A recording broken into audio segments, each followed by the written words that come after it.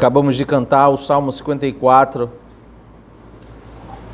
O versículo 5, o salmista diz: retribui a eles, retribui meus opressores, dá cabo deles, Deus fiel.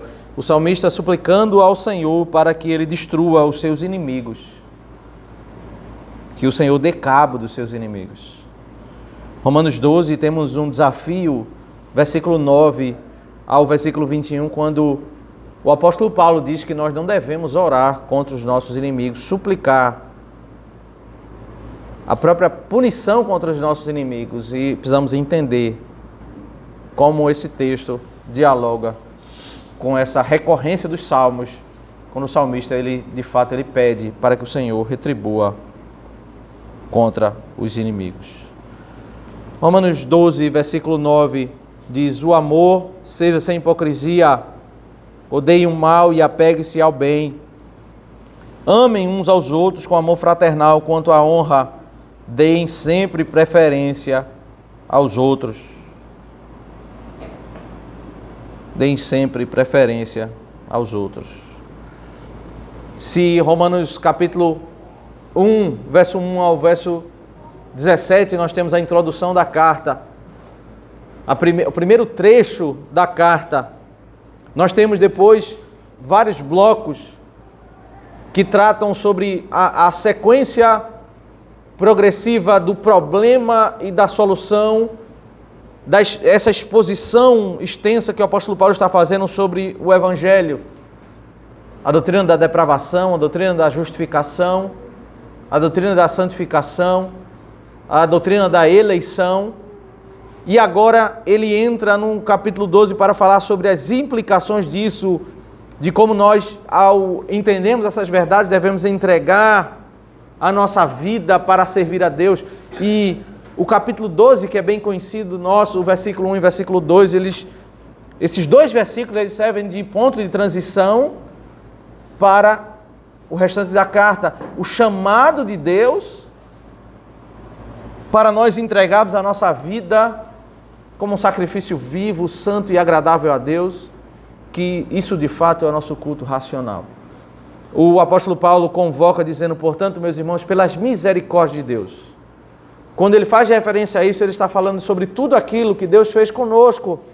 Ele poderia ter nos enviado para o inferno, mas por causa dessa sequência de ensino, depravação, justificação, santificação e eleição, e ele chama a eleição no final do capítulo 11 com base na misericórdia de Deus. Por causa de tudo isso, nós devemos agora entregar as nossas vidas, não por aquilo que nós vamos conquistar. Nós devemos entregar a nossa vida por tudo que Ele fez por nós. É o passado o ponto de referência. A fonte da nossa motivação é o passado, é aquilo que Ele fez. Devemos entregar a nossa vida. E Ele vai descrever a nossa entrega nos termos do sacrifício que eram apresentados no templo. Um animal sem defeito, um animal perfeito, para que ele não tivesse um defeito na pata, um defeito em qualquer parte do corpo, para que o sacerdote, ao avaliar o animal, dissesse: esse animal é agradável a Deus. O apóstolo Paulo está dizendo: da mesma forma, nós vamos dar o nosso melhor. Aquele adorador pegava o melhor animal do rebanho, nós vamos dar a nossa vida, o nosso melhor, o nosso coração, o nosso tempo, a nossa mente, a nossa vida, vamos dar ao Senhor. Até aí, nós como cristãos devemos entender que isso é o que deve estar em nosso coração. Nós devemos dar o nosso melhor, fugir dos padrões desse século, desse mundo, mas ter a nossa mente transformada para que possamos experimentar. O chamado de Deus não é um chamado para, ao entregar a nossa vida, sermos tristes, mas experimentarmos aquilo que é bom, perfeito e agradável. E aí ele passa a aplicar esse conceito, que esse é o fundamento da sessão, em várias áreas. A primeira área de aplicação é no uso dos dons espirituais, verso 3 ao verso 8, que vimos no domingo passado.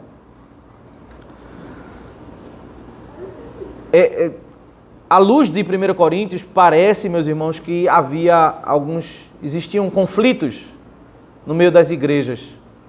as igrejas começaram a juntar grandes comunidades, as pessoas começaram a servir à luz do que ele descreve sobre dons espirituais e o que ele trata em seguida aos dons espirituais. É um bloco muito semelhante a capítulo 12, 13 e 14 de 1 Coríntios. Porque ele vai tratar sobre dons espirituais que são habilidades dadas por Deus para os crentes de modo distinto e vai tratar sobre problemas de conflitos que estavam havendo na comunidade porque pessoas estavam usando dons espirituais para querer, fazendo dos ministérios no meio da igreja conflitos, alguns querendo ocupar cargos, outros querendo ter primazia no lugar de outros, alguns querendo servir no lugar onde não tinham habilidade, porque eles achavam mais bonito ou tinham mais preferência sobre aquela área.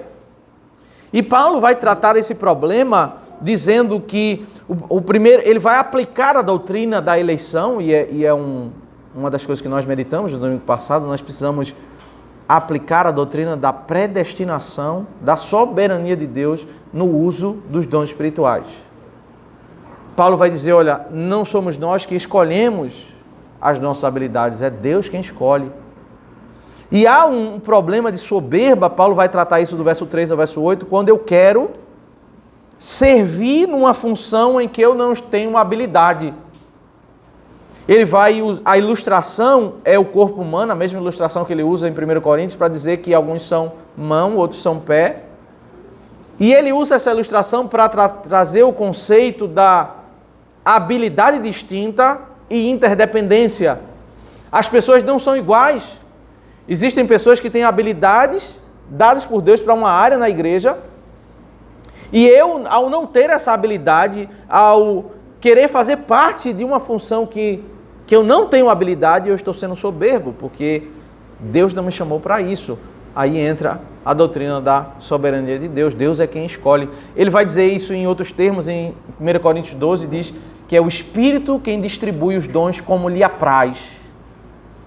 É segundo a vontade do Espírito que ele dá. Ele dá habilidade musical a uma pessoa, ele dá habilidade para ensinar para outra pessoa, ele dá habilidade de serviço a uma pessoa. Então, a igreja, ela deve, ao colocar os seus líderes, ao colocar pessoas nos ministérios, o critério não é a boa vontade da pessoa, mas é exatamente onde Deus habilitou aquela pessoa para servir naquela área.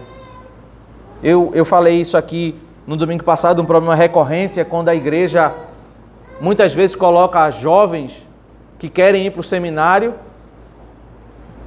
que são meninos assim que são elogiados em toda a adolescência, crescem na igreja, a igreja tem uma certa admiração, os idosos têm uma certa admiração por ele, e acham que ele, por ele ser criado naquele ambiente, ele tem um desejo de ser pastor porque ele acha bonito ser pastor, e ele vai para o seminário e ele não tem habilidade nenhuma. Isso se transforma num problema no meio da igreja, porque depois que ele termina o seminário, ele não fez faculdade, agora o conselho ele fica constrangido de não querer ordenar aquele menino, porque ele até se esforçou, estudou, tirou boas notas.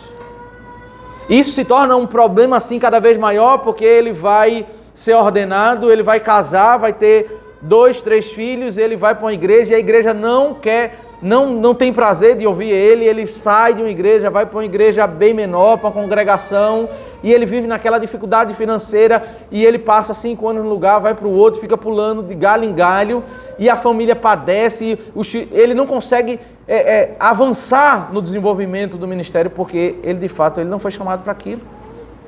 Um problema lá atrás. O problema também de pessoas que querem muitas vezes cantar na igreja, né, participar do grupo de louvor, e elas acham bonito aquilo, mas elas não têm habilidade nenhuma. E quem vai ter coragem de chegar naquela irmãzinha que é toda desafinada, mas ela é a primeira a chegar na igreja? Ela, todo mundo gosta dela, e que constrangimento seria para chegar para ela e dizer assim, você não tem habilidade musical. Isso se torna um problema. E Paulo está aqui conduzindo a igreja a escolher as funções, o modo como nós devemos servir à luz da doutrina da predestinação, da doutrina da soberania de Deus. O critério deve ser exatamente esse. O que Deus escolheu deve ser exatamente como nós devemos servir. Será que Deus te deu habilidade para você poder ensinar? Então, ainda que você tenha todo o desejo de querer ensinar, mas se Deus não te deu habilidade, se você não consegue ensinar bem, com clareza, não é para isso que você foi chamado. Se você não consegue ter percepção musical, não foi para isso que você foi chamado. E é interessante porque nós trabalhamos muito bem essa questão dos dons espirituais, do verso 3 ao verso 8. Ele convoca a igreja a aplicar os dons de modo correto, mas logo em seguida um texto que pode parecer desassociado desse tema dos dons, ele vai falar sobre a aplicação do amor relacionado com o tema dos dons espirituais. É interessante esse ponto de relacionamento, porque é exatamente a mesma coisa que ele fez em 1 Coríntios capítulo 12 ao capítulo 14. Algumas pessoas analisam 1 Coríntios capítulo 13, o texto bem conhecido que fala sobre o amor, e alguns dos textos que muitas vezes são usados em pregações em casamento, em aconselhamentos matrimoniais, de relacionamento de pessoas, e eu creio que de fato existem aplicações desse texto que podem nos ajudar a todos esses contextos. Mas ao não entender a problemática ali de 1 Coríntios 13, nós podemos nos afastar completamente. Um dos grandes problemas que podemos ver nos nossos dias é que as pessoas, por causa daquele título que a sociedade bíblica coloca nas Bíblias, né, o amor é o dom supremo, isso gera diversas dificuldades, porque você já vai inclinado, aquilo ali não é um título bíblico, a sociedade bíblica colocou aquele texto ali e inclinou a você considerar que o amor é um dom. E na realidade o amor não é um dom. E é exatamente contra isso que Paulo está falando em 1 Coríntios. Coríntios 12, ele está falando sobre a distribuição de dons para com a igreja. E ele pausa aquele capítulo 12, se você atentar para o último versículo do capítulo 12, ele diz: entretanto, procurai com zelo os melhores dons. E ele passa a fazer uma transição, mas é como que um parênteses no meio da discussão para falar sobre o amor, porque o amor é introduzido ali para ensinar que o que seria da igreja se usar o dom sem o amor. O que seria de uma igreja onde as pessoas usam as suas habilidades dadas por Deus para querer aparecer no meio da igreja, para querer lutar por cargos? Porque, de fato, meus irmãos, e é isso que Paulo está ensinando, o fato de uma pessoa ter uma habilidade específica não significa que ele vai ter um comportamento adequado. Ele pode conviver com a habilidade e a carnalidade. Ele tem a habilidade dada por Deus, mas ele usa a habilidade para querer se promover, para querer aparecer, para querer lutar no meio da igreja por funções, por ministérios. E aí Paulo trabalha o texto de 1 Coríntios 13 para dizer, olha, o que seria tudo isso sem o amor? E ele diz, olha, tudo vai passar neste mundo, mas o amor vai permanecer. Entre a fé, a esperança e o amor vai permanecer, porque o amor vai ter na glória. E tudo isso aqui, fé e esperança, eles vão ficar quando nós adentrarmos após a segunda vinda de Cristo. Mas o foco de Paulo ali é tratar o tema dos dons espirituais, e por isso o capítulo 14 ele volta a tratar sobre dons espirituais. Então, essa mesma dinâmica está aqui a partir do verso 9, quando Paulo ele quer tratar sobre o amor, logo após falar sobre responsabilidades distintas, mas que devem existir como unidade na igreja, de modo a uns cooperarem com os outros, mas que isso deve ser feito com amor. Por isso, o verso 9 e o verso 10, o amor ele deve ser sincero. O versículo 9 diz, o amor seja sem hipocrisia, odeiem o mal e apeguem-se ao bem. Amem uns aos outros com amor fraternal, quanto à honra, deem sempre preferência aos outros. no meio do mesmo modo como ele fez em 1 Coríntios, quando ele tratou sobre a questão de dons espirituais, ele vai falar ele vai tratar conflitos no meio da igreja e ele vai tratar o problema da hipocrisia. Ele está usando uma palavra que era uma palavra comum nos dias, né? O hipócrita, no primeiro século, era a palavra usada para o ator de teatro. Era aquela pessoa que tinha a habilidade de dissimular sentimentos quando ele estava representando uma cena.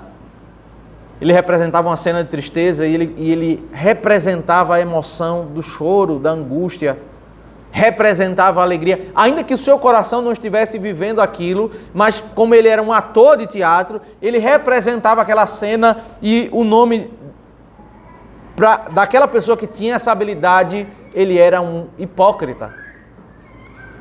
A partir daí, o apóstolo Paulo usa essa palavra para dizer que isso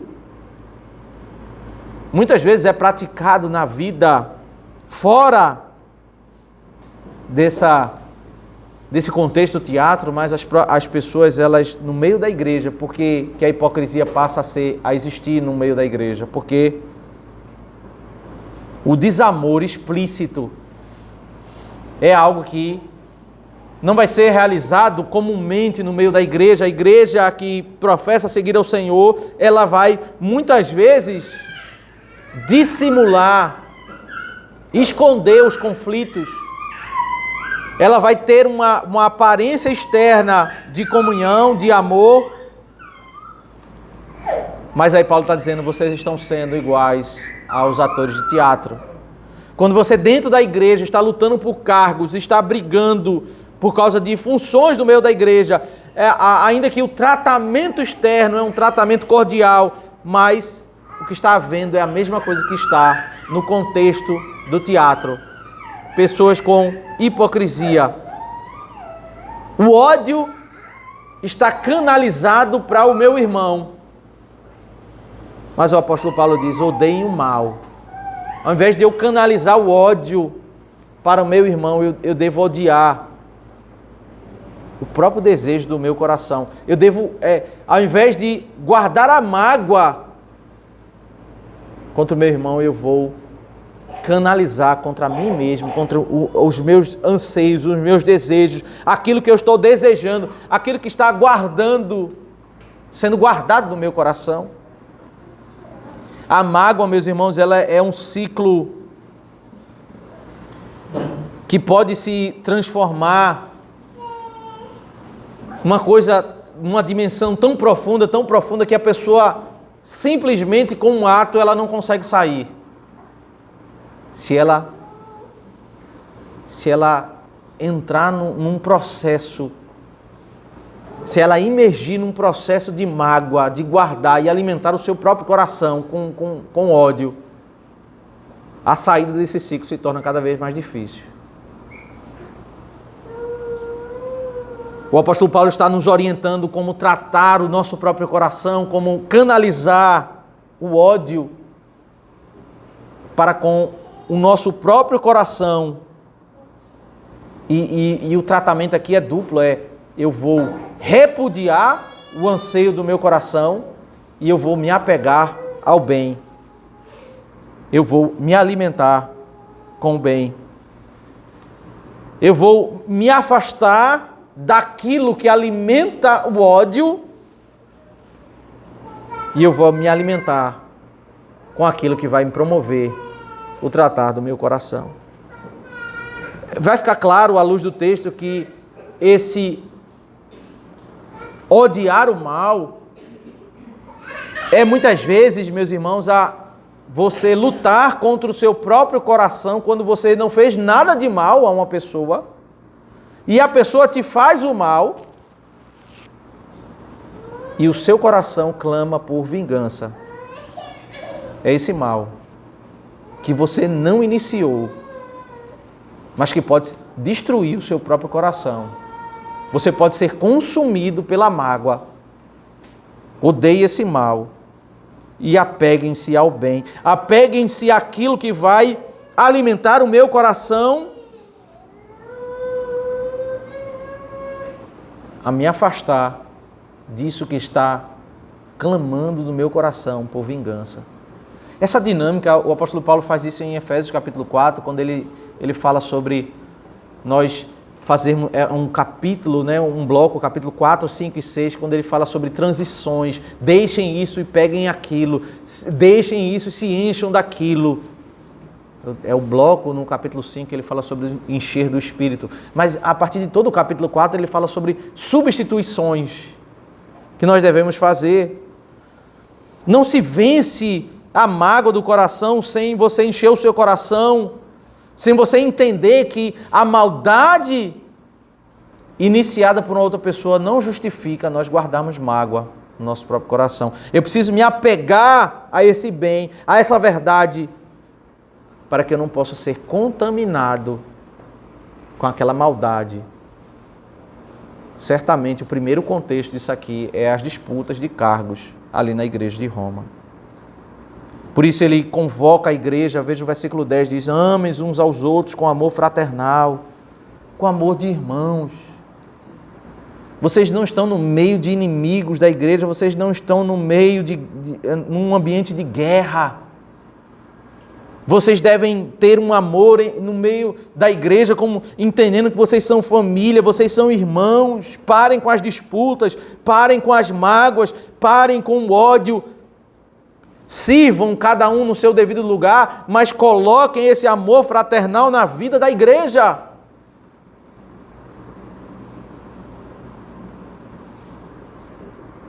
Quanto à honra, deem sempre preferência aos outros.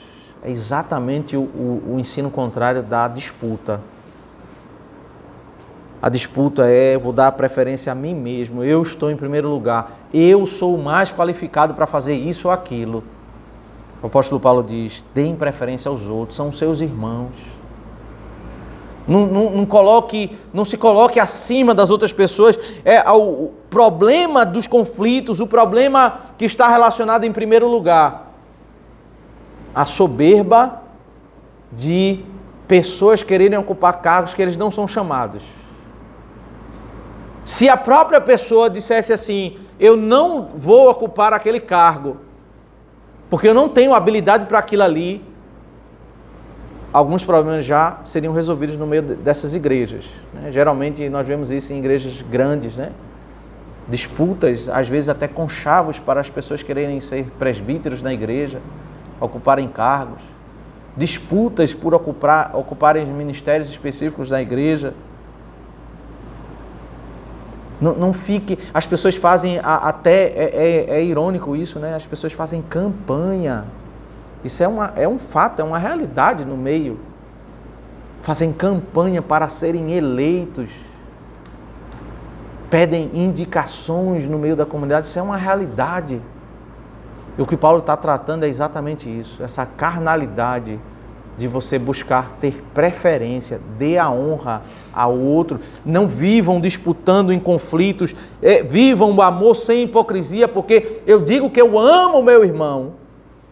Eu até canto isso, mas na hora da eleição dos cargos, eu peço que me escolham no lugar do meu irmão. É esse o problema que ele está lidando. Deem sempre preferência aos outros. A terceira carta do apóstolo João, ele narra um problema e a gente começa a entender o cenário do primeiro século, né? O 1 Coríntios tratou esse problema no meio da igreja, de disputa de cargos. Romanos trata sobre isso, porque certamente havia no contexto. 3 João, o apóstolo João escreve uma carta para dizer que havia um cidadão dentro da igreja que estava proibindo as pessoas de receber um missionário que estava indo para lá. Ele proibia esse missionário de pregar na igreja e ele proibia os irmãos de hospedar esse missionário. E a terceira carta de João é um confronto para dizer que aquele homem que se transformou em quase que um dono da igreja, ele não fizesse mais aquilo. Isso é o que estava acontecendo no primeiro século. Ele diz: eu vou aí e eu vou disciplinar você para que você não tenha mais esse comportamento.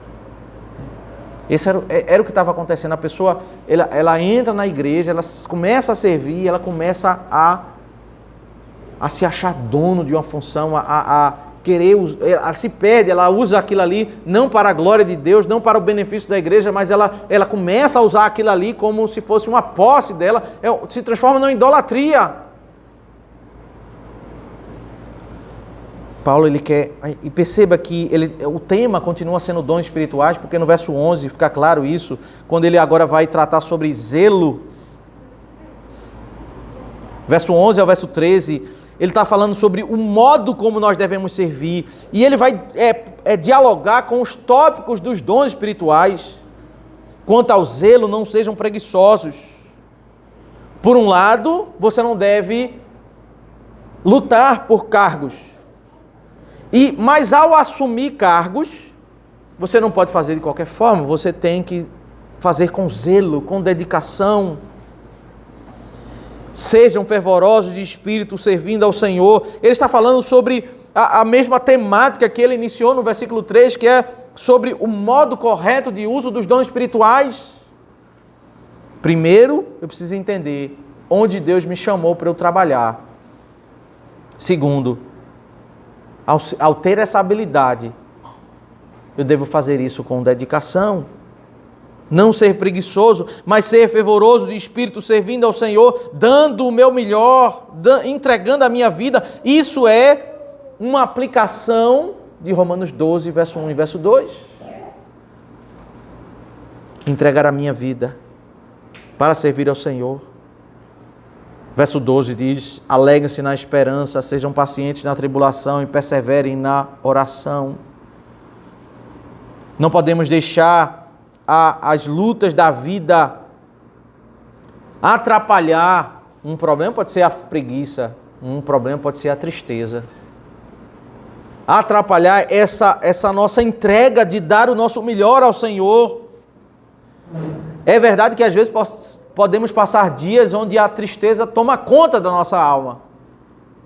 E o apóstolo Paulo disse: alegrem-se na esperança. O nosso olhar tem que estar muito claro de que nós estamos indo para a glória. Às vezes a gente está passando por dias de terríveis sofrimentos, mas a gente tem que lembrar que todo sofrimento nesta terra é temporário.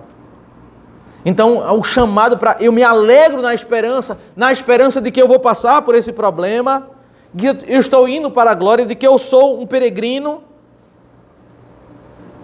Eu estou passando por uma tribulação onde eu não consigo me alegrar, mas eu preciso ser paciente, suportar e perseverem na oração. É aqui as orientações para onde eu vou, reunir forças, ajudar a minha jornada de serviço, de trabalho para Deus, de renovar o meu ânimo para eu poder servir ao Senhor, para eu poder honrar o Senhor. E ele diz, e ele agora no versículo 13, ele fala sobre hospitalidade. No meio dessa sequência de serviço e de uso de dons espirituais, ele diz: ajudem a suprir as necessidades dos santos, pratiquem a hospitalidade. A hospitalidade, meus irmãos, é algo que deve ser praticado, nós devemos receber pessoas, devemos ajudar pessoas, mas o contexto aqui do versículo 13 é o primeiro século. Ser hospitaleiro significava ser uma pessoa que iria ajudar a causa missionária. Então, os pregadores, os missionários, eles saíam e não havia uma estrutura de facilmente eles receberem um sustento mensal para eles poderem alugar uma casa. Não havia essa estrutura. A comunicação da igreja que mandava o missionário com os missionários, às vezes, durava 6 meses. Eles não tinham facilidade de comunicação. Não havia também uma facilidade de eles chegarem no lugar e alugar, entrar num motel, numa pousada. Não havia essa realidade. Um pregador, se ele quisesse avançar no desenvolvimento do seu ministério, ele teria facilidade se ele tivesse famílias que professassem a fé, que recebessem esse cidadão na sua casa. que pudesse, durante o tempo que ele fosse passar ali, alimentar ele, ajudar ele, para que ele pudesse seguir a viagem. Esse é o problema de 3 João, quando aquele cidadão não era só um ato de problema relacionado a bens materiais, não era nada disso, era problema que ele ia afetar a causa missionária. Os pregadores não iriam ter lugar onde dormir e, consequentemente, não poderiam ficar naquela cidade, porque os judeus não iriam hospedar uma pessoa que prega a fé evangélica. Eles não iriam hospedar, ele não teria uma casa onde ficar. Praticar a hospitalidade ajude o seu irmão a exercer o dom espiritual dele para que a fé seja propagada, ajude a suprir a necessidade dos santos. É desses pregadores que vocês vão receber, desses irmãos que estão chegando na cidade, para que vocês possam ajudar eles a exercerem o ministério deles, exercerem o dom deles, para que a fé seja propagada. Ajudem. Não, esse sentimento, Paulo está substituindo esse sentimento e essa atitude de disputas por auxílio para que a igreja do Senhor consiga propagar, andar em harmonia e propagar o Evangelho. Ao invés de disputar, ao invés de eu guardar mágoa, eu vou receber o meu irmão, que vem talvez de outra cidade, de outro estado, para que ele possa exercer o ministério e propagar. O cenário é muito claro em 1 Coríntios, quando nós vemos que Paulo chega aos seus ouvidos que há grupos dentro da igreja, alguns dizendo, eu sou de Paulo, eu sou de Apolo. Eles não somente brigavam entre si por cargos, mas eles começavam a brigar por serem pertencentes a um partido. Eles dividiam a igreja como pertencentes a pregadores. Esse é o cenário. E Paulo está dizendo, nós devemos trabalhar para o bem da igreja. Como nós podemos, meus irmãos, viver o Evangelho e não mascarar a maldade com atos do Evangelho? As pessoas guardam mágoa e tentam esconder essas mágoas, vivendo a vida dentro de uma área eclesiástica, de um ambiente eclesiástico, né? Dentro da igreja, dentro dos ministérios, dentro das denominações. Paulo, ele vai dizer isso também, é um texto bem conhecido em Filipenses, quando ele diz: alguns pregam a Cristo por inveja. Eu não me importo. Para mim, o que importa é que Cristo seja anunciado. Alguns estão felizes porque eu estou preso. O contexto, meus irmãos, é que as pessoas alguns pregadores estavam pregando e estavam dizendo o seguinte: olha, está vendo que Paulo foi preso? É porque nós somos melhores pregadores do que ele. Nós vamos pregar para que várias pessoas se convertam. Eles estavam alimentando esse sentimento de disputa. Quantas vezes nós já não vimos na história as pessoas viverem fazendo pregações do Evangelho e começarem a contar o número de pessoas em que fulano batizou, em que pessoas que foram convertidas por causa do ministério de fulano, o tanto que a pessoa faz em tal lugar, né? A dinâmica da própria... Será que é algo saudável para a igreja, a dinâmica da igreja, cada pessoa anunciar o quanto ela fez de visita, o quanto ela fez de doação, o quanto ela fez disso, de aquilo, e daqui a pouco começa as pessoas estão até fazendo bem, doando, mas a motivação é para a pessoa ter a primazia, ela ser a pessoa que mais doou, a pessoa que mais visitou, a pessoa que mais fez. Um ambiente de disputa. Volta-se à questão agora a partir do verso 14 ao verso 21, a terceira seção do texto, que fala sobre como lidar quando pessoas nos odeiam. Como lidar com esse sentimento que muitas vezes o nosso coração clama por vingança. O apóstolo Paulo diz: abençoe aqueles que perseguem vocês, abençoe e não amaldiçoe. Abençoem e não amaldiçoem. Certamente eles tinham que lidar num contexto do primeiro século com os romanos, que odiavam a igreja, judeus, mas muitas vezes eles tinham que lidar com isso dentro da própria igreja, nessa disputa de cargos, de funções. O amaldiçoar aqui é simplesmente você invocar o juízo sobre uma pessoa que fez um mal contra você. E aí eu trago à memória aquilo que nós cantamos no Salmo, né? Por que o salmista ele pede a ira de Deus contra aquele que está fazendo mal contra ele? Isso é recorrente nos Salmos, e é interessante que isso permeia as canções do movimento evangélico, né? Você vai ver algumas canções que, se você atentar para a letra, elas falam um pouco sobre vingança. O sentimento de vingança está como base da canção, quando fala assim: fulano vai ver a minha vitória, ele vai ver que eu não sou derrotado, ele vai ver eu vencer. Então existe um sentimento de disputa e vingança permeando, e nós precisamos entender que nem todos os versículos dos Salmos eles podem ser aplicados à minha vida. O Salmo ele fala das dores do povo de Deus, mas alguns trechos dos Salmos eles falam: é o próprio Cristo, é o próprio Deus que está falando. A vingança, meus irmãos, ela não é algo ilícita em si. É algo ilícita para nós. Deus pode fazer vingança, nós é que não podemos. Então, quando o salmista ele está falando sobre vingança, que ele está clamando e pedindo a vingança nos Salmos, ele está como tipo de Cristo, fazendo aquilo que só Deus pode fazer. Aquele trecho do Salmo nós não podemos fazer em nossas orações. Cristo, ele faz no tempo dele. Mas o que a Bíblia nos ensina em toda parte é que nós não podemos fazer aquilo que é próprio de Deus. Deus pode fazer vingança, nós não podemos fazer vingança.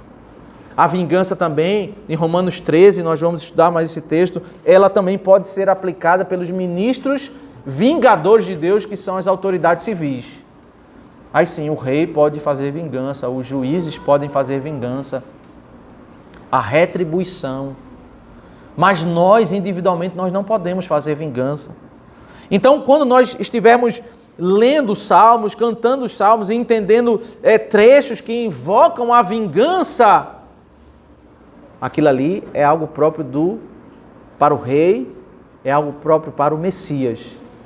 Mas nós não podemos aplicar essa verdade para as nossas próprias vidas. Por isso que o apóstolo Paulo, isso é um uso inapropriado dos Salmos, quando as pessoas até fazem canções baseadas nos Salmos para alimentar o sentimento de vingança. Então toda a canção que eu crio, que eu levanto tentando falar sobre disputas, sobre canções, e até podem até ser baseada em versículos dos Salmos, ela é uma canção equivocada. Porque esse sentimento eu não tenho direito de promover. O que eu devo fazer é exatamente o que diz o versículo 14. Abençoe aqueles que perseguem vocês, abençoe e não amaldiçoem. Não faça uma oração dizendo: Senhor, destrua o meu vizinho. Ainda que você vai ler nos Salmos dizendo assim: Senhor, quebra o queixo do meu inimigo. Deus pode fazer isso, o Messias pode fazer isso, nós não podemos fazer isso. O salmista vai dizer: Senhor, destrua os meus inimigos.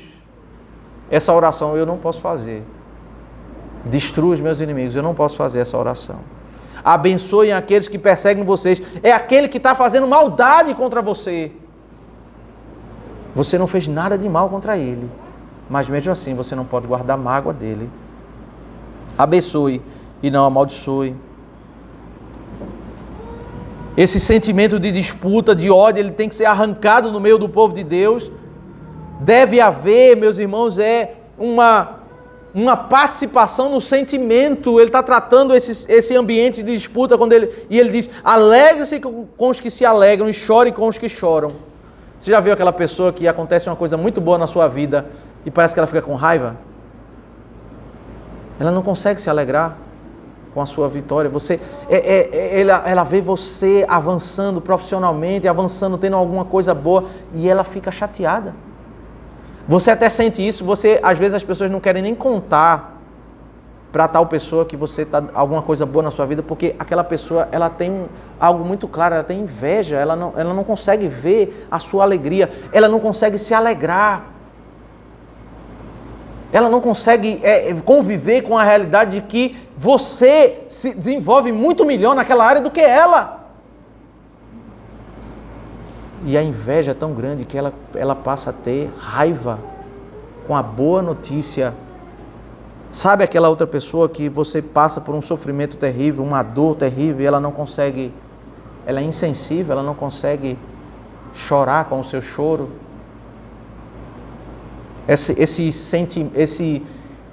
Pode haver no meio da igreja habilidades, mas Paulo está dizendo, olha, o amor, ele deve ser verdadeiro no meio da igreja, porque senão vocês vão viver nesse ambiente de ódio, com habilidades, mas com ódio, sentimento de disputa, sentimento de inveja, insensibilidade. Aquilo que ele diz em Filipenses, em Filipenses 4 é interessante que ele trata um problema entre duas irmãs que estavam brigando no meio da igreja, né? E ele diz, tenham o mesmo modo de pensar. Verso 16 ele disse aqui em Romanos. Tenham o mesmo modo de pensar de uns para com os outros, em vez de serem orgulhosos, sejam solidários com os humildes. O contexto continua sendo de dons espirituais. Disputas, invejas, orgulho, soberba. Sejam humildes, não sejam sábios aos seus próprios olhos. O verso 17, não paguem a ninguém mal por mal, procurem fazer o bem diante de todos. Não sejam vingativos, não tentem viver em conflitos, busquem a paz. Aquilo que nós vimos no Salmo em que lemos, né? O salmista desejando a paz, mas as pessoas preferem a guerra. O verso 19 diz, meus amados, não façam a justiça com as próprias mãos, mas deem lugar à ira de Deus, pois está escrito, a mim pertence a vingança, eu é que retribuirei, diz o Senhor. Então, o apóstolo Paulo, ele cita um texto da palavra de Deus, Deuteronômio 32, para fazer a referência. Veja, o que é fazer vingança? É fazer justiça. A vingança é retribuir uma punição a alguém que me fez mal. Isso é vingança.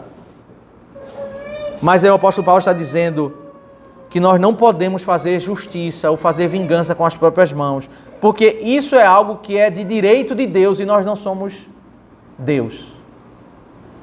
A vingança, ela tem o seu lugar. Deus, ele vai fazer a vingança definitiva quando o Senhor Jesus voltar na segunda vinda. Então a vingança não é algo errado, só é algo que nós não temos o direito de fazer. Quem tem o direito de fazer é Deus.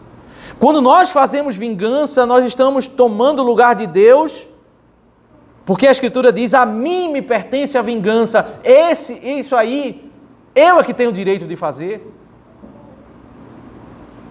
O sentimento de retribuição, de disputa, conflitos, vingança e busca por uma justiça pelas próprias mãos estava sendo permeado no meio da igreja. A mágoa estava crescendo. Essa mágoa, meus irmãos, ela às vezes ela é mascarada em nossa época, né? Porque hoje em dia, quantas igrejas existem em nossa cidade, né? Você está numa igreja, arrumou um conflito com uma pessoa, você vai para outra e nunca mais vai ver aquela pessoa. Mas imagine no primeiro século, quando em algumas cidades só existia uma igreja. Você tinha que resolver o problema. Então as pessoas hoje mudam de igreja para mascarar a mágoa. Não resolveu o problema. Ele guarda a mágoa. Pessoas dentro da igreja, isso é uma realidade. Pessoas dentro das igrejas passam 20, 30 anos sem se falar com outras famílias, famílias que não se falam. Vivem com ódio. Não façam vingança. A orientação do Senhor é retribuir o mal com o bem. O verso 20 e 21 diz, não façam o contrário. Se o seu inimigo tiver fome, dele de comer. Se tiver sede, dele de beber. Porque fazendo isso, você amontoará brasas vivas sobre a cabeça dele. Não se deixe vencer pelo mal, mas vença o mal com o bem. Se deixar vencer pelo mal é quando alguém me faz o mal e eu não fiz nada contra essa pessoa e eu retribuo na mesma medida. Eu fui vencido pelo mal. Mas vencer o mal pelo bem é exatamente ao ajudar uma pessoa que te faz mal. É como se você estivesse colocando brasas na cabeça dele, na consciência dele. O constrangimento que essa pessoa sente. Ela esperava que você, porque ela te faz mal e ela esperava que você fizesse mal. E você supre ela numa necessidade, ela está com sede, você dá água, está com fome, você dá alimento, você supre uma necessidade dela. Ela vai ficar certamente envergonhada, porque ela pode não afirmar, mas ela na consciência dela, ela sabe o quão perverso é o coração dela, né? E você não está indo pelo mesmo caminho. Fica claro, meus irmãos, que o cristianismo não é religião de conceitos apenas.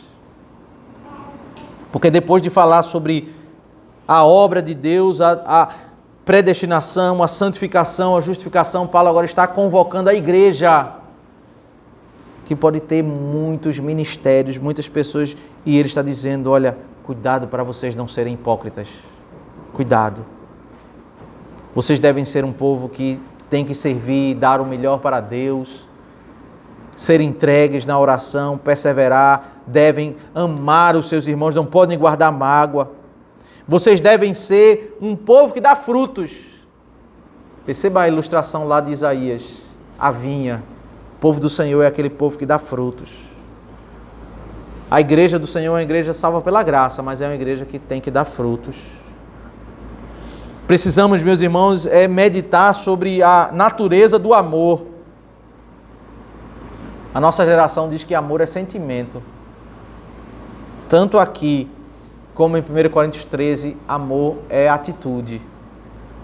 Amor é a atitude de você não guardar mágoa, é de você lidar com seu irmão, não movido por disputas, não movido por orgulho, não movido por inveja. Amar é você tratar com respeito, com cuidado, é você viver buscando a paz no meio da comunidade. É não guardar mágoa. Certamente, meus irmãos, você,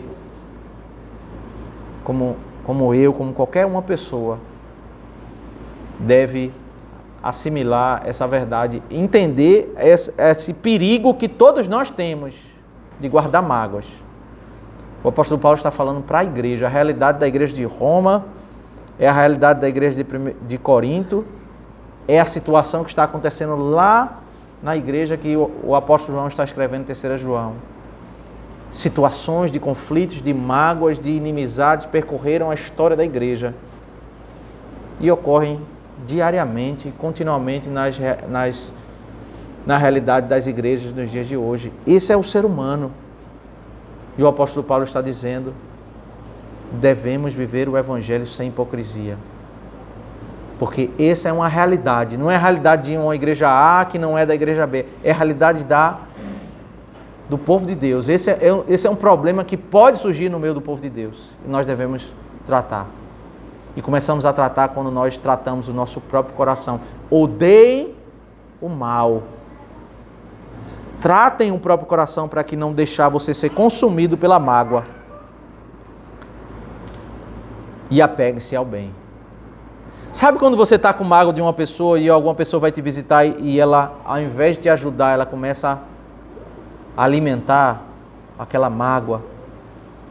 Ou quando você começa a pensar sobre o cenário, a situação que te gerou a mágoa, a ofensa, e você começa a crescer naquela mágoa? O apóstolo Paulo está dizendo, olha, odeiem o mal e começa a se apegar ao bem. Trata para você não entrar nesse ciclo vicioso, porque quando você entra, você fica imergido. É muito mais fácil, meus irmãos, tratar um problema que aconteceu semana passada do que um problema que existe entre duas irmãs dentro da igreja, que eles estão há 30 anos sem se falar. Imagina o tamanho da mágoa que foi gerada e que isso ocorre. Isso é uma realidade no meio das igrejas. Né? Que o Senhor nos livre dessa mágoa, nos faça servir a Ele, entregar a nossa vida como sacrifício vivo, santo e agradável a Deus, quando nós estivermos servindo na igreja, nos relacionando com os nossos irmãos. Que o Senhor Deus nos abençoe. Vamos orar.